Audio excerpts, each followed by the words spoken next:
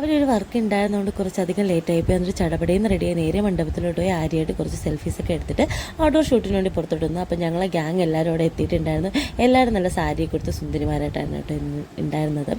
എൻ്റെ കല്യാണം നടന്ന അതേ മണ്ഡപത്തിൽ വെച്ചിട്ടായിരുന്നു ആര്യയുടെയും കല്യാണം. പിന്നെ എൻ്റെ ചേട്ടനും ടീമാണ് അവളെ വെഡ്ഡിങ് ഫോട്ടോഗ്രാഫി വന്നിട്ട്.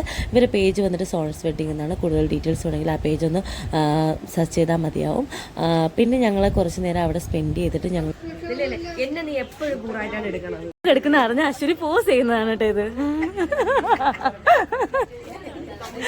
ഈ വീഡിയോ അപ്ലോഡ് ചെയ്യുന്നതോടുകൂടി അശ്വിനിക്ക് എന്തായാലും ആ പരാതി മാറിക്കിട്ടിക്കാണ്. പിന്നെ ഈ സമയം എൻ്റെ മൂളത്തിൽ അവിടെ ഓടിക്കളിയായിരുന്നു. പിന്നെ വല്യച്ഛന് മനസ്സിലായിട്ടാണ് കേട്ടോ അവൾ അങ്ങോട്ട് പോയിട്ട് വന്നത്. ഞാൻ ഒട്ടും എക്സ്പെക്റ്റ് ചെയ്യാതെ സംഭവിച്ചൊരു കാര്യമാണ്. അവൾക്ക് ചേട്ടൻ ആ കൂട്ടത്തിൽ നിന്നപ്പോൾ തന്നെ മനസ്സിലായി. എന്നിട്ട് പിന്നെ ഞങ്ങൾ എല്ലാവരും കൂടെ കുറച്ച് ഫോട്ടോസ് എടുത്തു. ഹലോ, കല്യാണത്തിന് മുമ്പുള്ള കുറച്ച് നിമിഷങ്ങളാണ് ആര്യയുടേത്. ആര്യ ടെൻഷൻ ഉണ്ടായതേ ഇങ്ങനെയൊക്കെ പറയാം. അവിടെ ചെല്ലുമ്പോ കാണാം അങ്ങനെ കല്യാണമൊക്കെ കഴിഞ്ഞു, സദ്യയൊക്കെ കഴിച്ചു. ഞങ്ങളെല്ലാവരും ഭയങ്കര ഹാപ്പി ആയിട്ട് പിന്നെ വീട്ടിലോട്ട് പോയിട്ട്. അപ്പോൾ ഇന്ന് ഇത്രയുള്ള അടുത്തൊരു വീഡിയോ ആയിട്ട് വീണ്ടും കാണാം. ബൈ.